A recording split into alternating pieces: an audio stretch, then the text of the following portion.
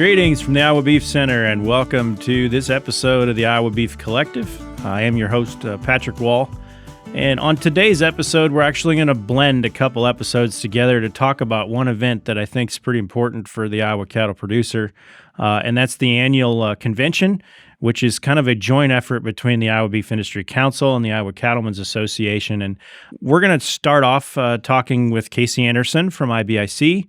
And the program is an intermingled educational opportunity. And you know, like other conventions, I think I attend them for what I learn outside of the halls. What we got going on inside the halls from educational and learning standpoint is always good. But if you've never been to the convention, I would strongly encourage you to go. It is kind of your industry in Iowa at work for you, from both the consumer side and the producer side, you know, both politically, price-wise, and, you know, obviously prices have been in the news a lot. So, you know, Casey, introduce yourself to the audience and what your role is at the Iowa Beef Industry Council, and then kind of delve into what the convention is going to talk about from IBIC's standpoint and what speakers you're bringing in. Sure. Well, first off, I just want to say thanks for having me on. I know that this is a newer project that you've launched, and I think it's something that producers can be really excited about. A lot of great content, different speakers, and that kind of thing. So a little bit about myself, Casey Anderson from the Iowa Beef Industry Council, and I've been on staff here with the organization for 6 years, and my role title is Director of Industry Relations, and I guess the simplest way to boil that down is BQA, Producer Communications, and some education and youth, is it all complements each other. But we're just looking ahead, and I've kind of taken the lead for our team in organizing the content speakers that will be representing the checkoff at the upcoming cattle industry convention. So I'm really excited about the speakers that we've got coming. I think we took a little bit different approach. The checkoff will be having a little bit bigger presence this year, which we're all really excited about. Good. So I guess we'll get the basics out of the way. December 16th in Des Moines. Altoona. Altoona, yes, at the Prairie Meadows racetrack. If you they won't be running horses. No. But dive into the speakers, who they are.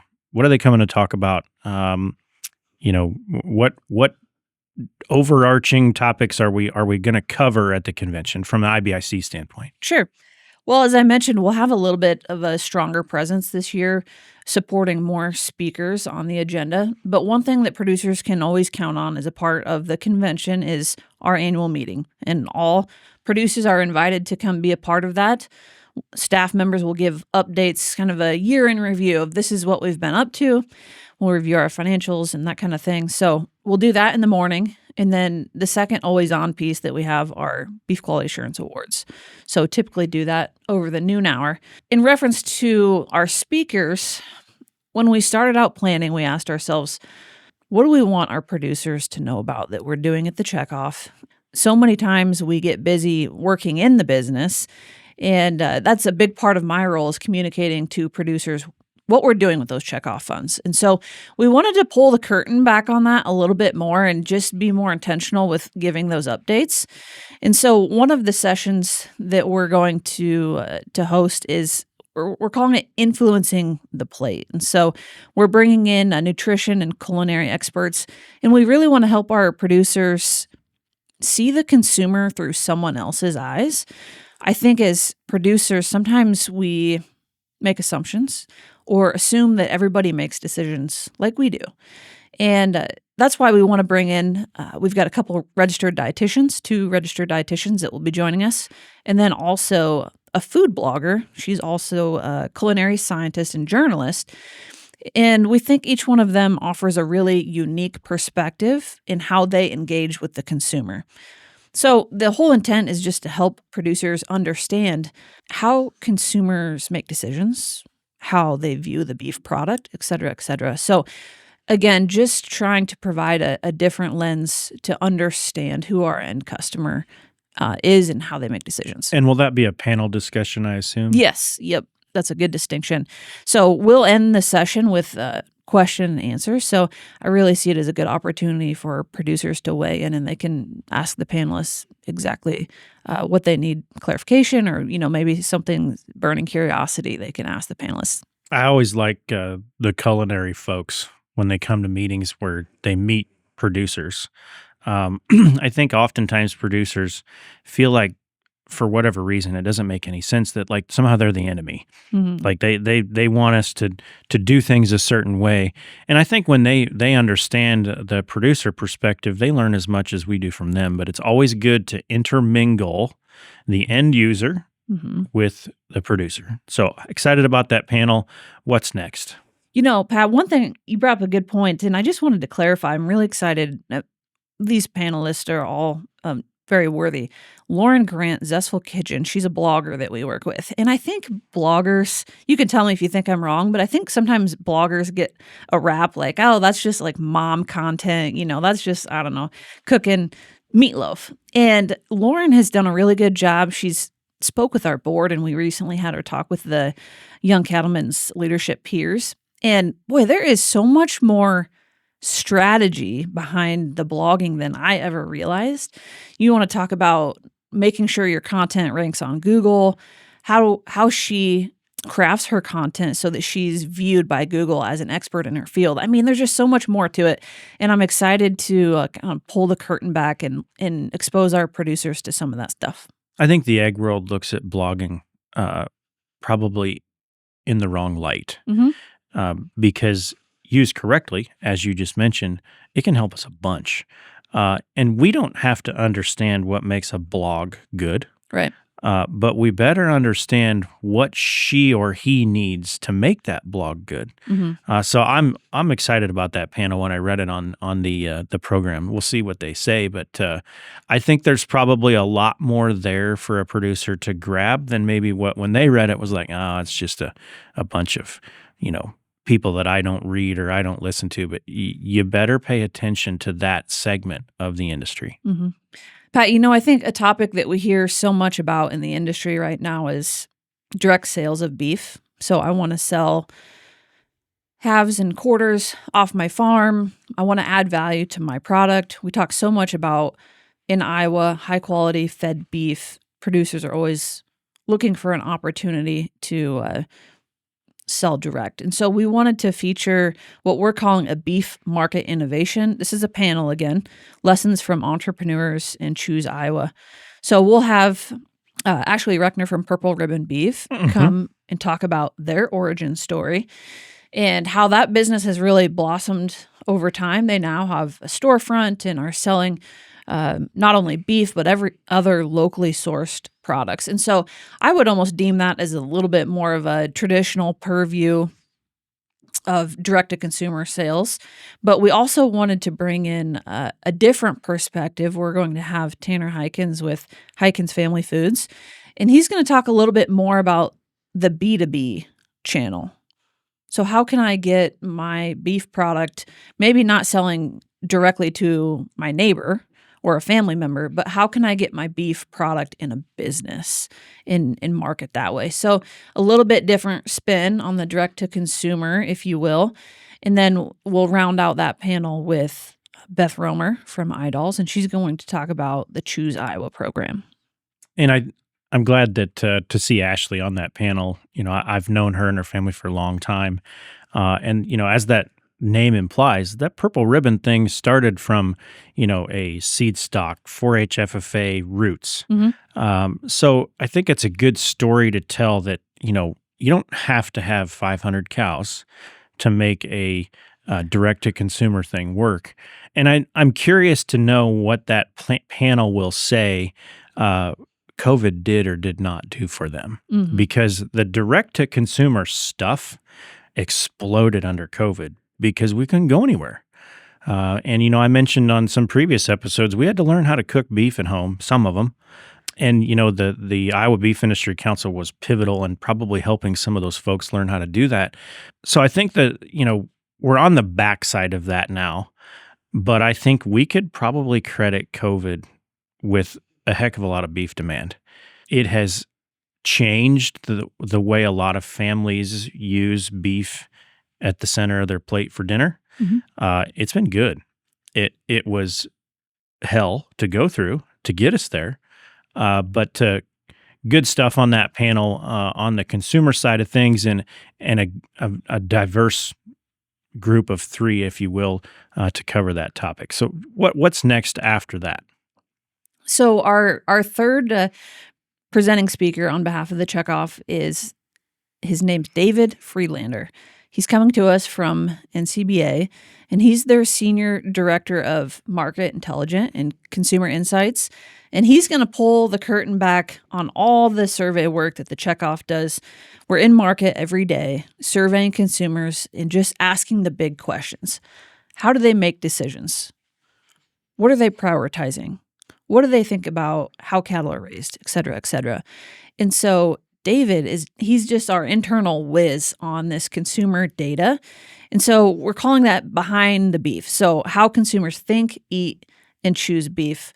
I think it's going to leave producers, or at least I hope this is what happens. They're driving home and they're thinking about, man, I did not know that consumers made decisions in this way. Or, I didn't know this age demographic approach decision making, or they like this specific cut of beef kind of a thing. So pulling the curtain back and really showing how the checkoff uses data to make really informed decisions. And I think the ag world is extremely big, but when you boil it right down to the family of ag, it's a tiny group of very narrowly focused individuals that are very good at what they do. Mm-hmm. But when you get into the market research side of it, it's unfortunate that I think a lot of producers tend to tune that stuff out. The other people take care of that, right? I raise it, I do it right. That type of thing they see as their role. There's a bunch they can gather from the consumer side of things that can help them do it better. We mentioned BQA in the previous episode. How does it look at 55 miles an hour? That's as useful as what does the consumer actually prefer, not what the TV or the radio or the local broadcaster says, but when we actually dig into the data, are we doing what they want or are we not? So good segue into that segment of the business and getting him from NCBA. That's as big an overarching an organization as we have. So good to have them involved. Anything else you want to add from the program standpoint? What can attendees expect? Pat, if I had to summarize it all, I think our goal with this is to, maybe this is a personal goal, given my role, but I really want to modernize how people view the checkoff. And sometimes when I'm out presenting to producer groups, I'll say, this is not your grandpa's checkoff. And just want to help folks understand how truly innovative the checkoff is in terms of making decisions and understanding our end consumer. Not to belabor this, but when we were talking about some of our previous speakers, you mentioned COVID, and it made me think of an anecdote. One of the most viewed pieces of media that we had during COVID was how to buy a 10-pound chub of hamburger, portion it out, freeze it, and then thaw it. And I think that really I don't know, you could have knocked me over with a feather, I guess, when I first heard that stat, because it's just something that I think a lot of people, a lot of Iowans, a lot of producers think, well, everybody knows how to do that. And it really just speaks to how diverse our consumer population is. On the other end of the spectrum, we've got folks that they want to know everything about their beef product. They want to buy local, and they want all the labels, whatever those labels are. And whether you believe in that or not, they're still consuming beef. And so just to bring it all full circle again, some of these things that we've talked about, these presenters, I really hope that they convey and help our producers, dare I say, even be proud and say, I'm proud of investing in the checkoff, because holy cow, look at how smart and intelligent we're trying to be in decision making to show a good ROI on that checkoff dollar. Because my whole point in this is it's not to toot our horn about what we're doing. It's to show a good value to producers. $1.50, helping drive beef demand. It all works together. So that's my end cap on it, Pat. And I think, it doesn't matter how naive or how educated they are. we have to say or do or practice whatever it is that they want that will get them to buy beef again. Mhm. And maybe buy it more often, or Yep. maybe buy a bigger portion, and maybe buy a 10-pound chub instead of 1-pound packs because there's value in that. So good, Cap. I know the program is going to be good. Like I said, if you've never been, I would encourage you to attend. Get some use out of your membership dollars. Get some use out of your checkoff funds, and come learn about what the industry is doing on your behalf. So, Casey, thanks for joining us. We will see you in Des Moines, December 16th, Altoona at the casino racetrack. It's a good event. Appreciate you having us. Stay with us as we segue into Bryan Whaley from the Iowa Cattlemen's Association on his portion of the convention and what the ICA is bringing towards your educational efforts there as well. Thanks for joining us. With us today to talk about their segment of the educational program and what happens at the convention is the president of ICA, Bryan Whaley. Bryan, introduce yourself to the audience. I'm sure most folks that follow the beef sector here in Iowa know your role, but let's dive into your role at ICA and how that kind of segues into the convention and what planning goes on maybe to make that event happen every year. Yeah, happy to be with you today, Patrick, and talk a little bit about this and promote the convention. Really, it's a great networking time for our producers across the state.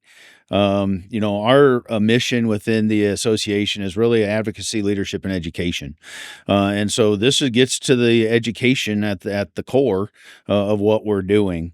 And a tremendous amount of planning goes into this, thinking about what's happening within our industry right now. What are some topics that people would like to hear about, whether it's current or things that might be coming up in the future with all the innovation and technology that's happening. So it is a great time to get together at the convention. Just a little bit about, my role as you asked about that, so I do serve a kind of a dual role, mostly with the association side, but then I also do help as an executive director for the Iowa Cattlemen's Foundation as well, and work with Mary Griman in that role also. And so really, I see myself really being unfortunately, I don't have a really good face for it, but the face of the association out in public, and when we work with political leaders or government officials, the communities, our county boards, and have a great team and staff behind me, which I'll have to give them most of the credit for the planning of the convention. Awesome. December 16th, there is talk about what happens on the 15th first in the evening, and then what happens from an ICA standpoint on the 16th. Who starts the program? What are we going to hear about? Kind of go through the educational opportunities and what goes on if they've never been. Right. So on the 15th, really, we bring all of our boards in and have our board meetings the day before. And then that night, we usually get them together for kind of I guess you could call it a reception or kind of a celebration of the year, kind of overview. And that would be the Iowa Beef Industry Council, Iowa Cattlemen's Foundation, and as well as our board and the Iowa Cattlemen's Association. But then we really kick off on the 16th. And the opening session this year, we have Cattle Facts is going to be there. I think Kevin Good is the speaker. So that'll be something we've had some requests for, a lot of market right now. We talk about what's happening in the world and the volatility within the cattle markets, up one day, down the next, and those things. So how do we project that? And I think you'll see that theme throughout some of the other sessions as well. I know Todd Drake from Balance Forward is going to be talking about those topics as well in his breakout session later on. But we have really different tracks. One is more of a kind of a consumer track with Iowa Beef Industry Council, and I know they've talked a little bit about some of those things. But then we're looking at it from a standpoint of what are the big topics right now within our industry? So whether it's talking about water quality, whether we're talking about markets, we're talking about planning for the future, succession planning, all those things are a part of that. We also this year have a next gen. We started a next gen membership, and we have a track for them, really geared towards those 16 to 22-year-olds. Really, I'm talking about, what does it take financially to get into the cattle industry? How do you how do you look at that and plan for that in the future with succession planning? So Farm Credit Services, Cody Griffin will do a session with that. And then we also have one of the last sessions is Ed Greiman is going to talk about leadership. And so great individual to have come in and talk about that. So there's different tracks. There's 3 different breakout sessions. And then the meat and potatoes behind the day is really our annual meeting. And where we pass the gavel over, we'll have Rob Medberry. He's finishes 2 years as president. And then Craig Moss, our president-elect, will take over that day. We'll adopt a policy statements that we've come up with throughout the year and our policy day and all the committees that have put those forward. And that's pretty much the day. We have a trade show, big trade show, so people can visit with industry representatives as well. And I kind of dove in on a committee this year, and I'll be the first to admit there's a lot more to that than maybe I was either ready for or knew about. And I'm just on one committee. There's 3, correct? Yep. And, talk about those committees and how they sort of segment themselves into different portions of the production chain, if you will, on what those committees do. And come time for the annual meeting, it's not a rubber stamp, but all of the work has been done prior to that. So you're not going to have to come in and sit in a bunch of boring policy discussion. It is all of the policies been discussed before that. You're talking about these are the policies we're putting forward and how to move the industry in Iowa forward. And this is the way we think we should go. So talk about the committees. Yeah. So really, the association starts at the grassroots level. And when we get our members contact us on a regular basis and let us know, hey, these are things that are happening out in Iowa. These are concerns that we have. These are regulations that we're really challenged with. There's maybe some potential new bills that are going to be introduced in the legislative session. So we need to have, in order for us to take action, we need to have a stance or a statement on how we're going to act and how, as you mentioned, how that's going to impact the industry in Iowa. So we do have committees, so the information works its way up through the process. The committees then really are the ones that do the research, figure out the facts, have the conversations in a smaller group. And ones that on this committee are individuals like yourself who have a really good knowledge and base of understanding of those topics. And then those move forward into a policy day where all the members can come provide input. We vote on those moving forward, and then they're adopted and put into our policy statements at the annual meeting. There are 3, as you mentioned, everywhere from the beef products and beef production to cattle health and well-being, and we talk about environmental qualities. I mean, there's all the topics that you can think about within the industry are covered in those 3 committees, and we're working on putting those committees together. We made some changes in our structure last year, and I think the first year always is you got to get the growing pains out of that, and you learn from it. And so we're making a few little tweaks to that, but really excited on the direction that goes. I really think the policy statements have a good, robust conversation around them, and then they really are solidified in facts and the research and the science, and that's all there, and the impact it's going to have on the industry. And on the production committee, we talked about everything from stray voltage to your general production questions that you would think, okay, yeah, that's understandable. The industry should be worried about that. So the breadth of what those committees do, I think, is much larger than maybe your average cow-calf producer in Iowa might think. So, I guess summarize, why should a producer that's never been to the convention consider going? We have $4 feeder cattle. They're sitting on a check that's maybe larger than they've ever sat on if they sell at weaning. Beef demand is good. Like, if there's not a glory year in the industry, if this isn't it, then I don't know what it is. So maybe invest a little, go to the casino, bring your family.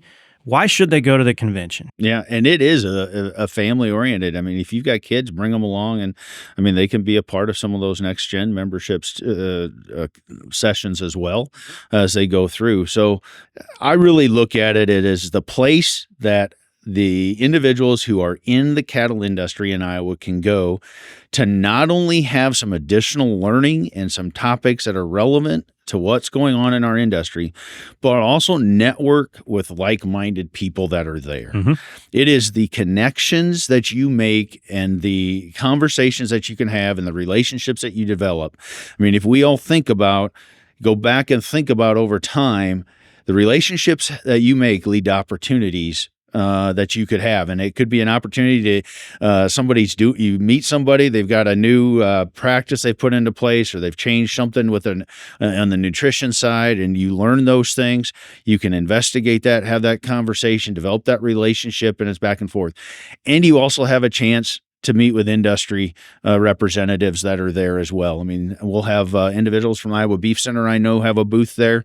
And I think even Denise Schwab is leading a panel. Mm-hmm. You know, grazing is a hot topic now with our low cow numbers. There's a specific session on grazing opportunities and new ways to do that.